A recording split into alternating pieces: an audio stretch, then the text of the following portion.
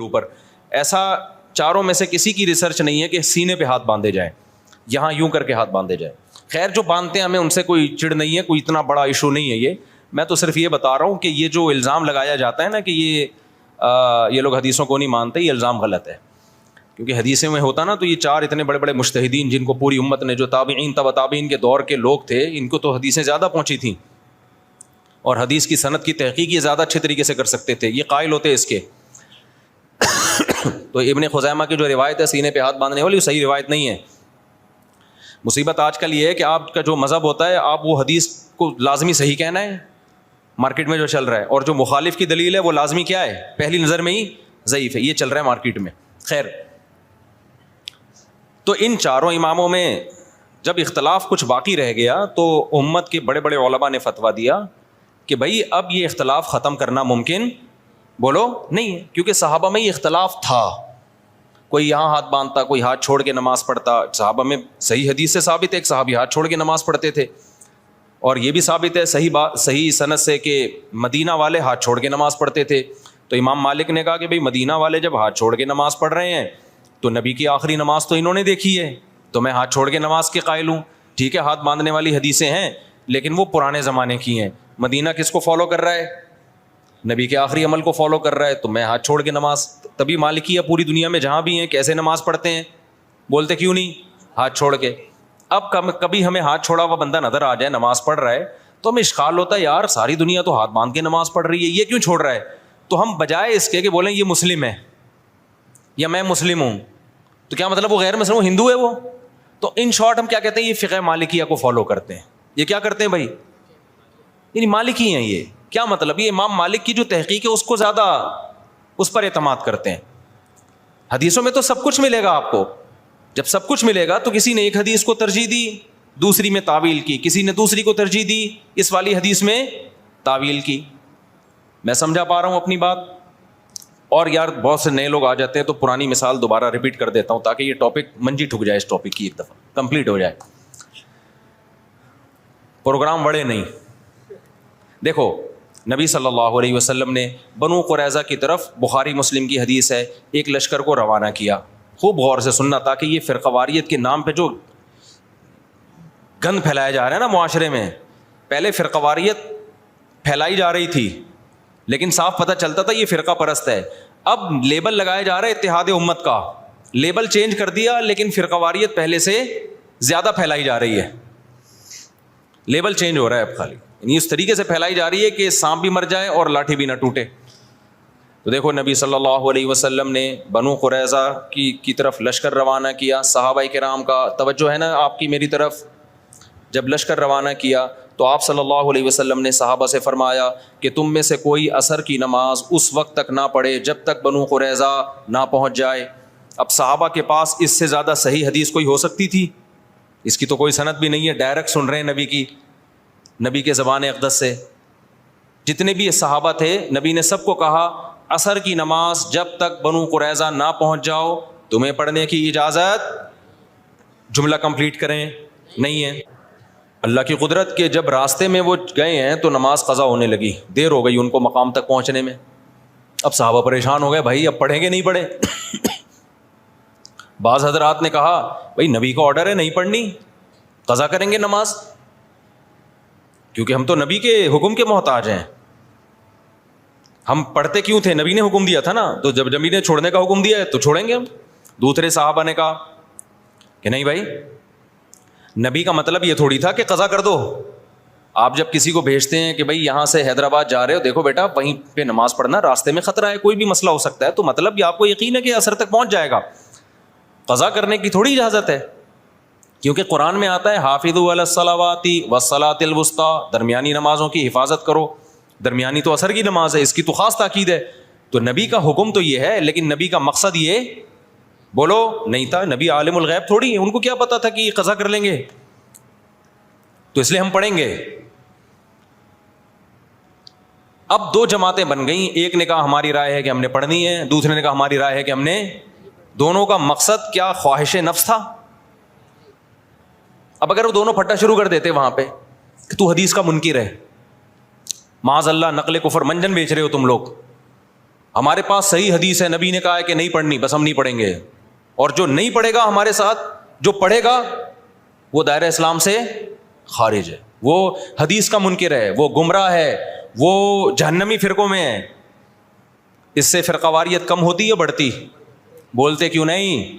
لڑائی پیدا ہوتی, پھڈا پیدا ہوتا.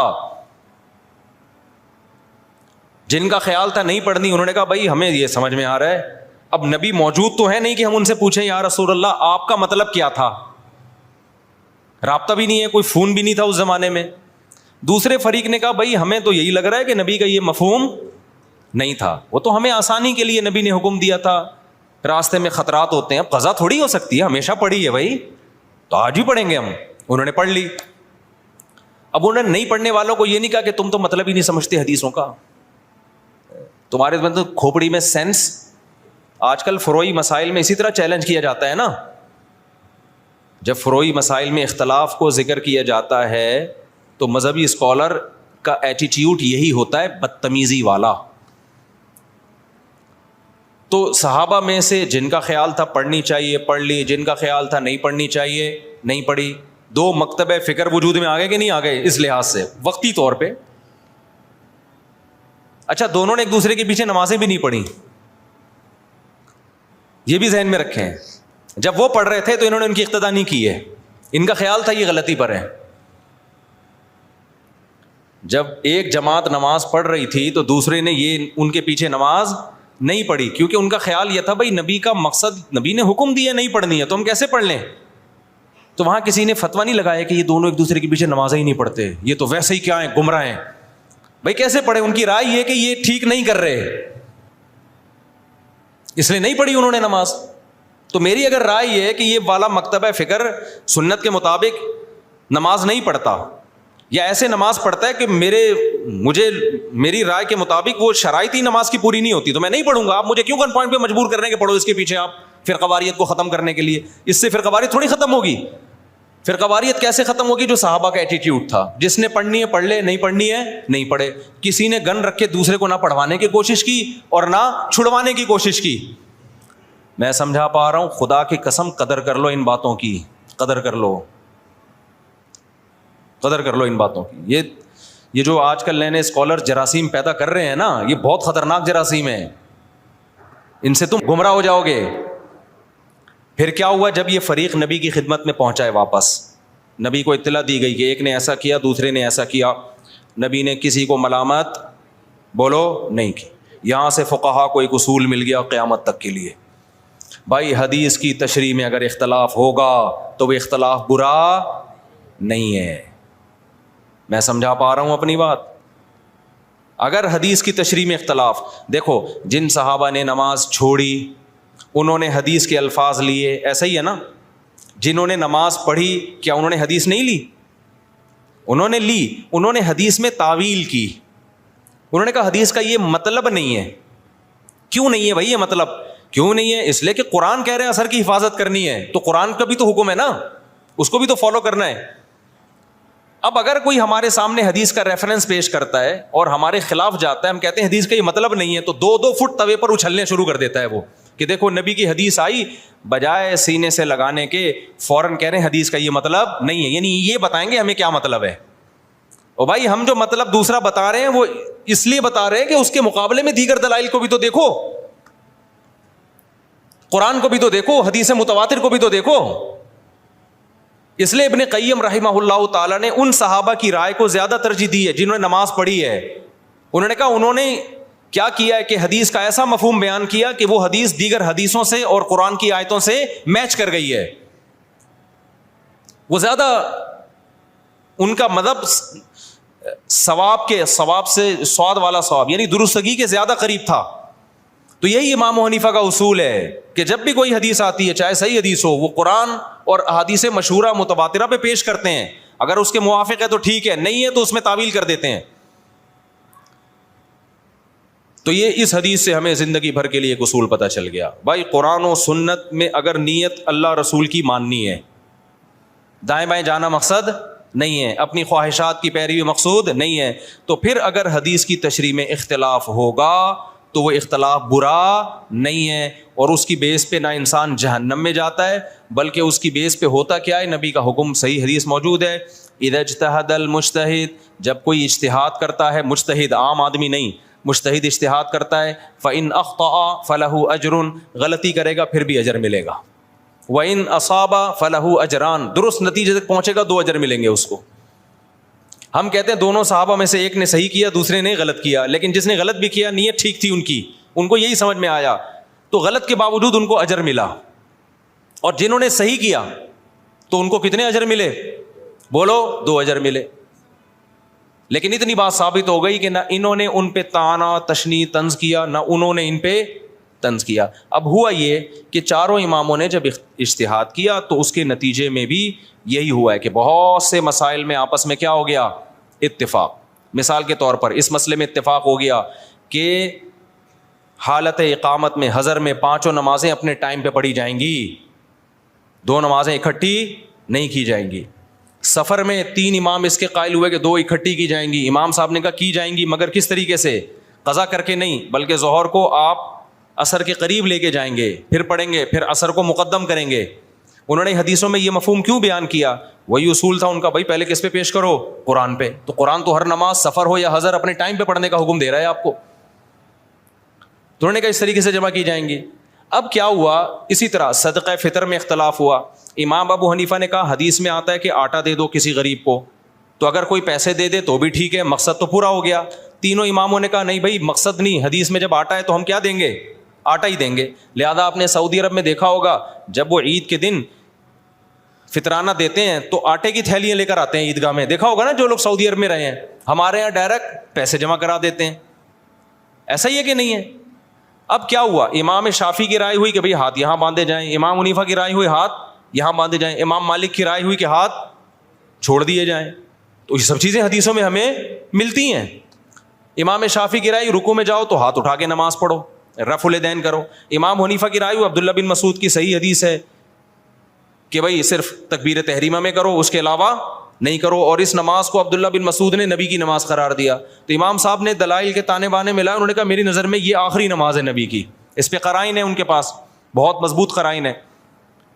اب جب یہ مکاتب فکر بن گئے تو جس نے امام شافعی کو فالو کیا وہ رفع الیدین کر رہا ہے, جس نے امام حنیفہ کو فالو کیا وہ نہیں کر رہا.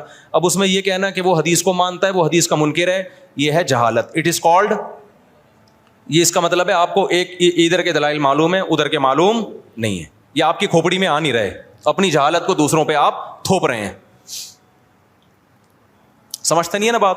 امام صاحب کا جو مذہب ہے رفع الیدین نہ کرنے میں بہت مضبوط مذہب ہے. امام ترمذی امام بخاری کے شاگرد لکھتے ہیں کہ زیادہ تر صحابہ رفع الیدین نہیں کرتے تھے. اس پہ میں کئی دفعہ پیش کر چکا ہوں حوالے, لیکن ابھی یہ ٹاپک نہیں ہے رفع الیدین, ایسا نہ ہو میرا پورا بیان وہ رفع الیدین کا کلپ نکال کے آگ لگا دیں اس میں. دونوں طرف دلائل ہیں. تو امت نے کیا کیا, انہوں نے کہا یہ کام اب ہو چکا ہے, فقہ مرتب ہو گیا, اب جو جس کو فالو کرے. زیادہ تر ہوا یہ کہ جو مکاتب فکر کے لوگ جس علاقے میں اسلام لے کر گئے تو غیر مسلم آٹومیٹیکلی اسی فقہ میں داخل ہو گئے. اب چونکہ ہندوستان میں جو اسلام آیا تو کوفہ اور بصرہ سے آیا ہے. کوفہ بصرہ میں عبداللہ بن مسعود اور علی کے شاگرد رضی اللہ ان کے زیادہ شاگرد تھے, وہ اسلامی خلافت کا ذریعہ تھا. تو وہاں سے اسلام دنیا بھر میں پھیلا, پورا ہندوستان. تو وہ نمازیں بھی وہی والی آ گئیں ساری, بغیر رفع الیدین والی. تراویحیں 20 رکعتیں آ گئیں, سمجھ رہے ہو. ازبکستان میں بھی وہی, ایران میں بھی, افغانستان میں بھی, بنگلہ دیش میں بھی. تو میجورٹی جو تھی وہ وداؤٹ رفع الیدین نماز پڑھنے لگی. اور چونکہ یہ امام حنیفہ کی رائے تھی تو اس مکتبہ فکر کو کیا کہا جانے لگا, بولو حنفی. اب اگر اس کو ہم مسلم کہتے, اس کا مطلب جو رفع الیدین کرنے والے ہیں وہ کیا ہیں, غیر مسلم. تو یہ کوئی عقل کی بات ہوتی؟ یہ میں اس لیے کہہ رہا ہوں, لوگ کہتے ہیں نا حنفی نہ شافی, ہم تو صرف مسلم ہیں. ابے تو پاگل ہے, تو منجن بیچ رہا ہے. بھائی ہم حنفی ہیں, شافعی اور مالکیہ کے مقابلے میں حنفی ہیں. غیر مسلم کے مقابلے میں کوئی حنفی شافعی نہیں ہوتا, اس میں ہم کیا ہیں, اس میں تو مسلم ہیں سارے. تبھی ہم بلا وجہ اپنے آپ کو نہ دیوبندی کہتے ہیں نہ حنفی کہتے ہیں. کبھی دیکھا ہم نے بلا وجہ دیوبندی حنفی خام خواہ کی؟ جب بھی کوئی پوچھے بھائی ہم مسلمان ہیں ماشاء اللہ سب لوگ.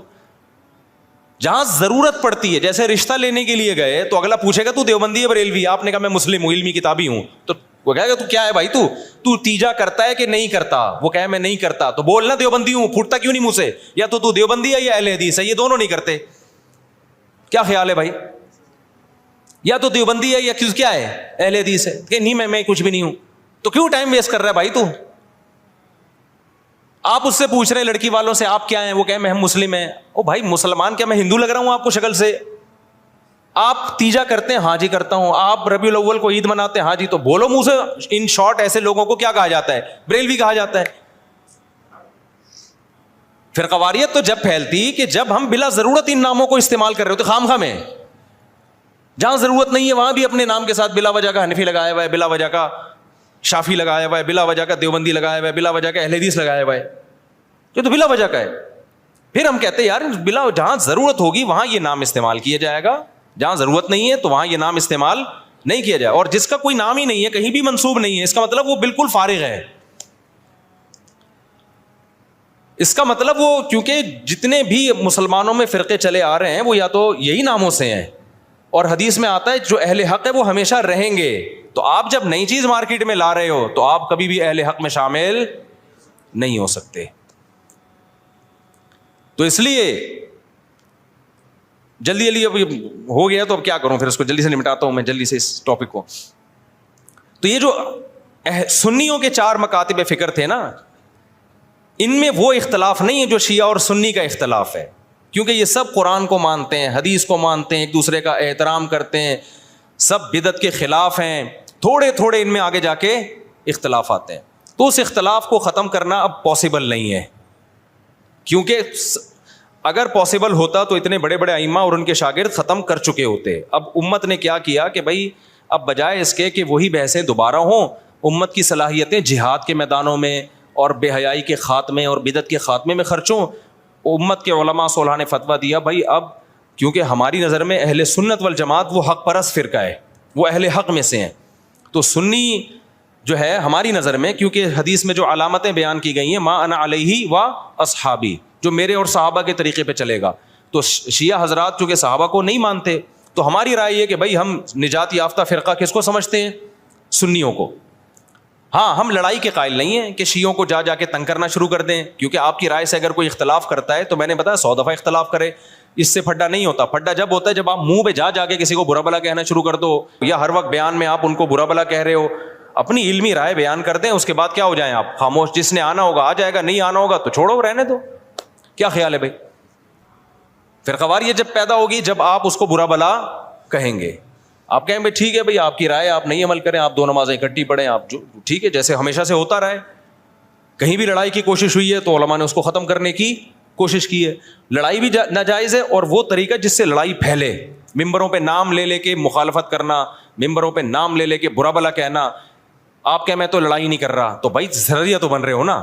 ایک آدمی اپنی ساس یا سسر کے خلاف ممبر پہ بیٹھ کے بولتا رہتا ہے, جب وہ آئے گریبان پکڑے مارا انہوں نے اس کو, سالوں نے مارا, تو کہہ رہے میں نے آج تک تم پہ ہاتھ نہیں اٹھایا, تم پتہ نہیں کیوں مجھے مار رہے ہو, میں تو ہمیشہ محبت کی بات کرتا ہوں, میں نے کبھی تمہیں نہیں کہا کہ لڑائی کرو. کہہ رہے ہیں بھائی تو لڑتا نہیں ہے لیکن تو باتیں کر رہا ہے کہ لڑوانے والی.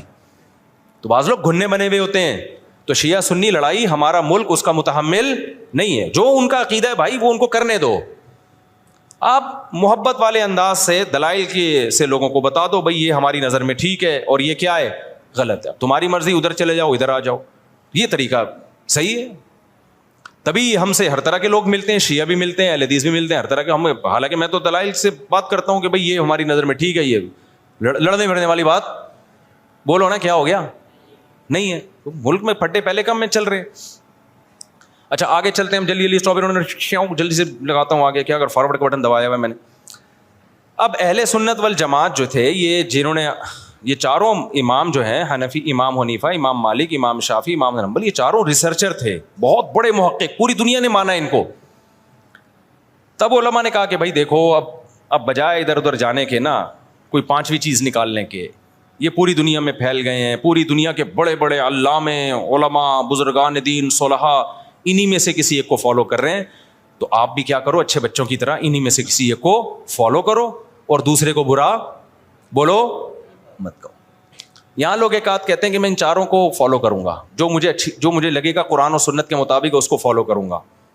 یہ بھی بولنے کی حد تک بہت اچھی بات ہے, لیکن تیری حیثیت کیا ہے کہ تجھے لگے گا, تیری اوقات کیا ہے؟ اپنی جہالت کا اعتراف کر کیوں نہیں لیتے کہ میرے پاس علم کامل نہیں ہے؟ یہ کیوں نہیں مان لیتے؟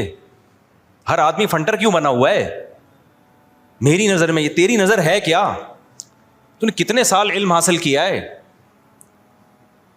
مولانا قاسم نانوتوی رحمۃ اللہ علیہ کے پاس کسی نے بحث کی نا کوئی اختلافی مسئلے پر, تو انہوں نے دلائل کے انبار لگا دیے, جیت گئے مناظرہ. تو کسی نے کہا حضرت آپ اتنے بڑے علامہ ہو کر امام حنیفہ کو فالو کر رہے ہو. انہوں نے کہا یعنی آپ اتنے بڑے علامہ اور ابو حنیفہ کو فالو کر رہے ہو یار, اتنا علم آپ کے پاس, لاجواب کر دیا. انہوں نے کہا مجھے تجھ پہ حیران ہوتے, آتا کچھ بھی نہیں ہے اور مجتہد بنا بیٹھا ہے کہ میری اپنی تحقیق. صحیح ہے نا؟ نہیں آئی میرا خیال ہے بات. انہوں نے کہا, اس بندے نے کہا کہ آپ کے پاس اتنا علم ہے اور پھر بھی فالو کس کو کر رہے ہو؟ اپنی تحقیق پہ اعتماد نہیں کر رہے, ابو حنیفہ کی تحقیق کو فالو کر رہے ہو.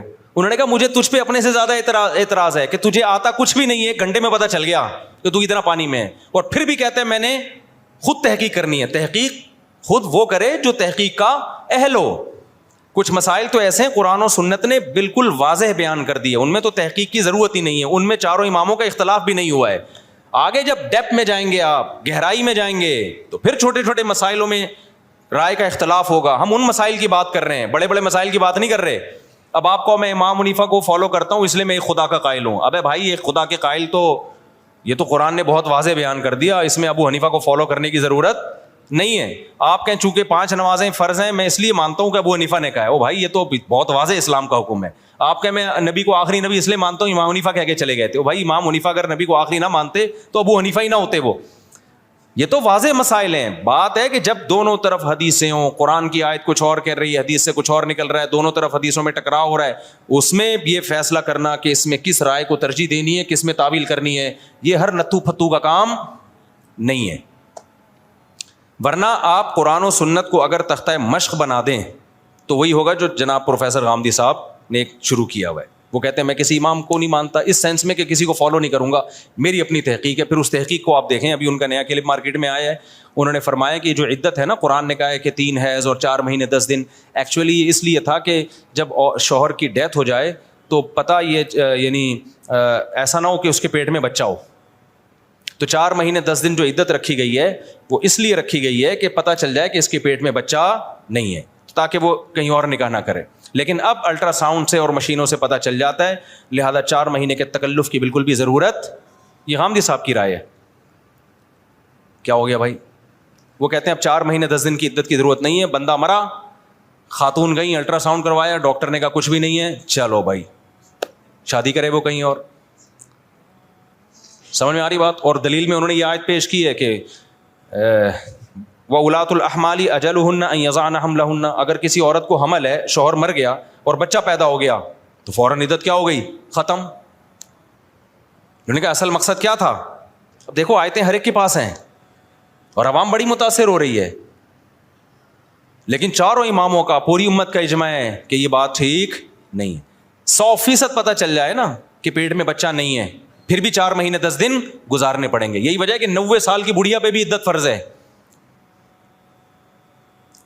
اور غامدی صاحب نے کتنی بڑی گڑبڑ کر دی. اگر یہی کانسیپٹ ٹھیک ہے, بچہ جب پیدا ہو جائے تو عدت ختم, تو بچے والی عورت کو اسلام نے اس عدت سے مستثنیٰ کیا ہے اصل میں. لیکن اصولی طور پہ دیکھا جائے تو جب بچہ پیدا ہو جاتا ہے نا, تو پھر قرآن یہ کیوں کہتا ہے کہ جس عورت کے پیٹ میں حمل ہو وہ جب بچہ جنے گی تو عدت پوری ہو جائے گی. بھائی جب پتہ چل گیا کہ حمل ہے تو پھر تو اس کو تو فوراً شادی کی اجازت ہونی چاہیے, کیونکہ سب کو پتہ ہے کہ جو مرا ہے اسی کا بچہ ہی ہے. اب دوسرا بچہ آ سکتا ہے ایک بچے کے بعد پیٹ میں؟ میڈیکل سائنس تو کہتی ہے کہ جب پیٹ میں بچہ ہوگا تو رحم کا منہ بند ہو جاتا ہے, دوسرا بچہ پیدا اس سے جڑواں بچے ایٹ اے ٹائم ہی, میاں بیوی کا جو ریلیشن ہوتا ہے نا, ایک ہی وقت میں جڑواں کا حمل ٹھہرتا ہے. ایسا نہیں ہوتا کہ ایک بچہ کا حمل آج ٹھہرا ہے اور ایک کا 1 ہفتے بعد. تو اس سے تو ہونا یہ چاہیے کہ غامدی صاحب یہ فتویٰ دیں کہ جس عورت کے حمل ٹھہر گیا, شوہر مر گیا اور سب کو پتہ چل گیا کہ پیٹ میں بچہ ہے, پہلا 2 دن کا نہیں ہے بلکہ پتہ چل گیا, تو پھر عدت وضع حمل نہیں ہونی چاہیے, بلکہ فوراً شادی کرے, کیونکہ اب نسب میں گڑبڑ نہیں ہو سکتی. سب کو پتہ ہے یہ پرانے والے کا بچہ ہے, نیا اگر اس عورت سے بیوی بنا کے ریلیشن قائم بھی کرتا ہے تو بچہ نئے کا نہیں ہوگا, بچہ کس کا ہے؟ پرانے کا ہے. تو نسب میں کوئی خلل پیدا ہو رہا ہے. لیکن غامدی صاحب بھی میرا خیال اس کے قائل نہیں ہیں. وہ بھی کہیں گے نہیں, قرآن نے کیا کہا ہے کہ جب تک بچہ عورت جن نہیں لیتی وہ کہیں اور شادی نہیں کر سکتی. تو غامدی صاحبی کے اصول کے مطابق غامدی صاحب نے جس اصول کی بیس پہ مسئلے کی بنیاد رکھی ہے وہ اصول کیا ہو گیا؟ بولو نا, ختم. یہ میں اس لیے کہہ رہا ہوں اگر چاروں اماموں کو فالو نہیں کرو گے تو جناب غامدی صاحب کو فالو کرنا پڑے گا آپ کو, اور اس طرح کی چیزیں مارکیٹ میں آئیں گی. اور ایک اور میرا سوال ہے جناب پروفیسر غامدی صاحب سے کہ اگر عدت کا مقصد یہی تھا, یہ بھی ہے عدت کا مقصد, لیکن صرف یہ نہیں ہے, صرف یہ نہیں ہے, میں آپ کو بتاؤں گا ہے کیا. اگر عدت کا مقصد صرف یہ ہوتا کہ پتہ چل جائے کہ بچہ نہیں ہے. اب غامدی صاحب کہتے ہیں ایک عورت کو طلاق ہوئی, قرآن کہہ رہے 3 حیض, یہی کہہ رہے ہیں نا قرآن, 3 حیض گزرے بغیر وہ عورت کہیں شادی نہیں کر سکتی. اب سوال پیدا ہوتا ہے, وہ غامدی صاحب کہتے ہیں اس کی وجہ یہ ہے کہ پتہ چل جائے کہ حمل نہیں ہے, لہٰذا اگر الٹرا ساؤنڈ سے پتہ چل گیا یا اور کسی ذریعے سے 100% یقین ہو گیا کہ حمل نہیں ہے تو جہاں چاہے شادی کرے وہ. ہم کہتے ہیں نہیں, 100% پتہ چل جائے پھر بھی جب تک 3 حیض نہیں گزریں گے. اور ہم نہیں کہہ رہے, صحابہ تابعین سارے ائمہ مجتہدین سب یہی کہہ رہے ہیں. میرا سوال غامدی صاحب سے یہ ہے کہ اگر حیض کا مقصد یہ تھا کہ پتہ چل جائے اس کے بچہ نہیں ہے تو اس کے لیے 3 حیض کے تکلف کی ضرورت نہیں ہے, وہ 1 حیض سے بھی پتہ چل جاتا ہے. جب عورت کو طلاق ہوئی, اس کو پورا حیض کا پیریڈ آیا, اس کے بعد تو حمل والی عورت کو حیض آتا ہے, 7 دن تک حیض آتا رہا, اس کو مینسز کا بلڈ آتا رہا. پوری دنیا کے ڈاکٹروں کا اتفاق ہے کہ پریگننسی کے ہوتے ہوئے حیض نہیں آتا. تو پھر 1 حیض قرآن کو چاہیے تھا, عدت رکھ دیتا, 3 حیض کے تکلف کی ضرورت نہیں تھی. بلکہ قرآن اور پورا حیض بھی نہ گزرنے دیتا. قرآن کہتا ہے 2-3 دن کا بھی حیض آ گیا نا, بس پتہ چل گیا بچہ نہیں ہے, کہیں اور شادی کرا دو اس کی. میں اس لیے کہہ رہا ہوں کہ ائمہ کرام نے جو فتویٰ دیا نا, چاروں اماموں کو فالو کرو. وہ اس لیے کہ تاکہ 5واں غامدی صاحب جیسے کوئی امام نہ آ جائے جس کو آپ کو فالو کرنا پڑے. میں سمجھا پا رہا ہوں اپنی بات؟ ورنہ ایک غامدی نہیں ہے, غامدی صاحب کے نام پہ بہت سارے غامدی مارکیٹ میں مختلف ناموں سے چل رہے ہیں یوٹیوب پہ. تو آپ قرآن و سنت کے نام پہ دے دنادن منجن بکے گا, دے دنادن منجن. اور چلے ہم آگے, غامدی صاحب سے ایک اور سوال ہے. قرآن تو کہہ رہا ہے واللائی لم یئسنا واللائی لم یحزن, وہ عورت جن کو ابھی حیض آنا شروع ہی نہیں ہوا,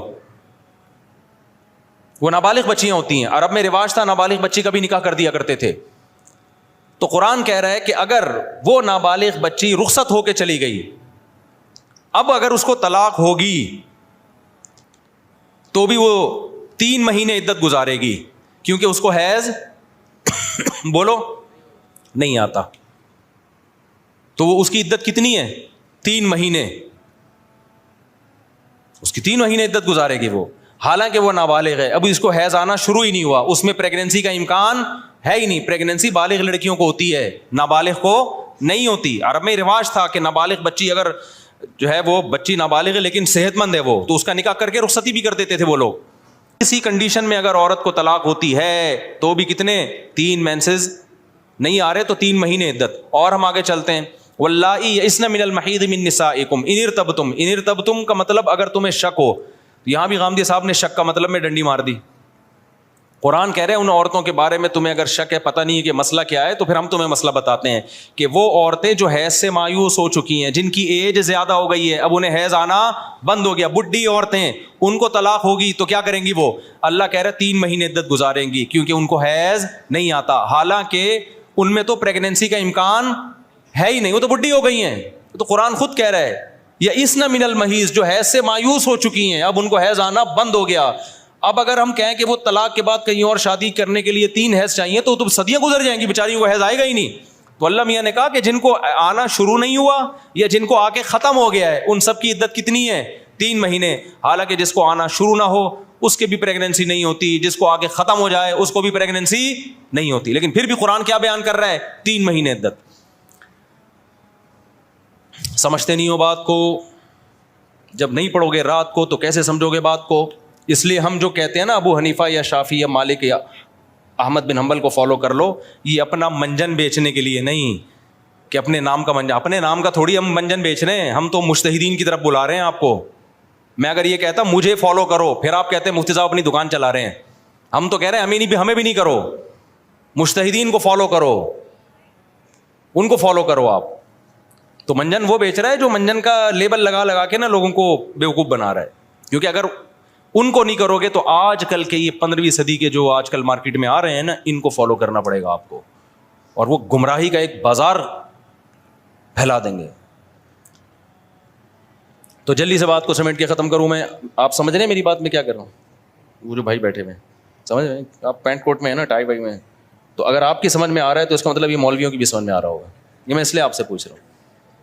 یہ تھوڑی گاڑی باتیں آ جاتی ہیں نا, تو میں دیکھ رہا ہوتا ہوں جو شرٹ اور پینٹ پہن کے بیٹھے ہوئے ہیں ان کی سمجھ میں آ رہا ہے, کیونکہ وہ تھوڑا مشکل ان کو, یعنی جو ٹرمز ہے اصطلاحات ہیں ان کے لیے. آپ بتائیں آپ کو سمجھ میں آ رہا ہے؟ آپ تو پرانے آدمی ہیں نا, اس لیے سمجھ میں آ رہا ہوگا. آپ پرانے کا مطلب اتنے پرانے نہیں کہ آپ کے زمانے کی ٹرینیں بند ہو گئی ہیں, یعنی جوان آدمی ہیں لیکن بیان بہت پہلے سے سن رہے ہیں. ایسا نہ اپنی انسلٹ محسوس کریں, مفتی صاحب نے مجھے پرانا کہہ دیا. تو اب کیا تھا کہ بھائی امت نے کہا بھائی ان چاروں میں سے کسی ایک کو فالو کرو, بس اب یہ بحث کیا کر دو, ہمیشہ کے لیے ختم کر دو, تاکہ اب دوسرے کام کریں. یہی ہوا جائے کہ امت نے کوئی حنفی بن گئے, کوئی شافی بن گئے, کوئی مالکیہ کو فالو کیا, کسی نے حنابلہ کو فالو کیا, اور پھر ایک دوسرے کا احترام کیا. چلو بھائی یہ بھی ٹھیک ہے, وہ بھی ٹھیک ہے, یہ بھی صحیح ہے, وہ بھی صحیح ہے, اور پھر پوری دنیا میں جہاد میں مشغول ہو گئے. قانون مرتب ہو گیا. جب خلافت قائم ہوتی, کتابیں پہلے سے موجود تھیں, چلو بھائی یہ فقہ کو نافذ کر دو. یہاں پہ کوئی نئی بحث ان کو نہیں کرنی پڑی. افریقہ میں اسلام جب پھیلا, فرانس تک مسلمانوں کی فوجیں پھیل گئی تھی نا, تو وہاں فقہ مالکیہ کو نافذ کر دیا. حنفیوں کو اس پہ کوئی اعتراض نہیں ہوا. انہوں نے کہا وہ بھی بھائی قرآن و حدیث اور وہ بھی صحابہ سے ثابت ہے. ٹینشن لینے کا بولو ہے ہی نہیں, کوئی مناظرے نہیں ہوئے, کوئی چیلنج بازی نہیں ہوئی کہ یہ والا نہیں